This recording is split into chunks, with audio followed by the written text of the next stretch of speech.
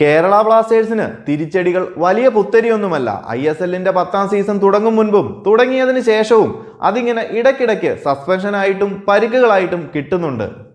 ഇപ്പോഴിതാ മധ്യനിരയിൽ മികച്ച പ്രകടനം നടത്തുന്ന വിപിൻ മോഹനനാണ് പരിക്കിന്റെ പിടിയിലായിരിക്കുന്നത്.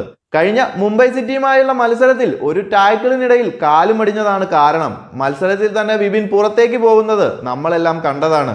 ഇപ്പോഴിതാ ബ്ലാസ്റ്റേഴ്സിന്റെ പരിശീലകൻ ഇവാൻ യൂക്കോമനോവിച്ച് തന്നെ വിപിൻ മോഹനന്റെ പരിക്കുമായി ബന്ധപ്പെട്ട് ഡീറ്റെയിൽസ് പറയുകയാണ്.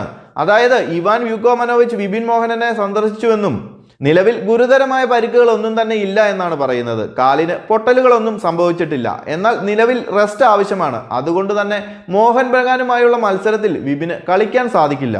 അതുപോലെ എത്ര ദിവസം കളിക്കളത്തിൽ നിന്ന് മാറി നിൽക്കേണ്ടി വരും എന്നതൊക്കെ വരും ദിവസങ്ങളിൽ മാത്രമേ പറയാൻ സാധിക്കൂ. ബ്ലാസ്റ്റേഴ്സിന്റെ മധ്യനിരയിൽ ലൂണ കൂടി ഇല്ലാത്ത സാഹചര്യത്തിൽ വിപിന്റെ പരിക്ക് ബ്ലാസ്റ്റേഴ്സിന് ഒരു വലിയ തലവേദന തന്നെയാണ്. പകരക്കാരനായി മുഹമ്മദ് അസർ ഉണ്ടെങ്കിലും വിപിനെ പോലെ മികച്ചൊരു മിഡ്ഫീൽഡർ കളത്തിന് പുറത്തിരിക്കേണ്ടി വരുന്നത് ബ്ലാസ്റ്റേഴ്സിന് ക്ഷീണം ചെയ്യും. എന്തായാലും ഗുരുതരമായ പരിക്കൊന്നും തന്നെ ഇല്ല എന്നതാണ് ബ്ലാസ്റ്റേഴ്സിനെ സംബന്ധിച്ച് ആശ്വാസം. ഈ ഒരു സീസണിൽ വിപിൻ മോഹനന് അവസരം ലഭിച്ചത് മുതൽ മധ്യനിരയിൽ മികച്ച പ്രകടനം തന്നെ നടത്തുന്നുണ്ട്. 11 മത്സരങ്ങളിൽ കളിച്ചപ്പോൾ ഗോളുകളൊന്നും നേടാൻ സാധിച്ചില്ലെങ്കിലും 6 ചാൻസസ് ക്രിയേറ്റ് ചെയ്തിട്ടുണ്ട്. അതുപോലെ 8 ഷോട്ടുകൾ എടുത്തതിൽ 3 എണ്ണം ഓൺ ടാർഗറ്റാണ്.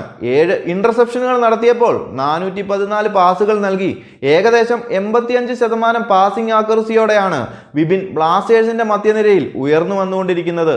നിലവിൽ സ്റ്റാർട്ടിംഗ് ലെവനിൽ തന്നെ ഇറങ്ങുന്ന വിപിൻ കേരള ബ്ലാസ്റ്റേഴ്സിന്റെ മധ്യനിരയിൽ ഒരു കരുത്തായി മാറിക്കൊണ്ടിരിക്കുമ്പോഴാണ് ഈ പരിക്ക്. എന്തായാലും എത്രയും പെട്ടെന്ന് വിപിൻ മോഹനൻ സുഖം പ്രാപിച്ച് കേരള ബ്ലാസ്റ്റേഴ്സിനൊപ്പം ചേരുമെന്ന് പ്രതീക്ഷിക്കാം. കൂടുതൽ ISL അപ്ഡേറ്റുകളുമായി മറ്റൊരു വീഡിയോയിൽ കാണാം. ചാനൽ മറക്കാതെ ഒന്ന് സബ്സ്ക്രൈബ് ചെയ്യുക.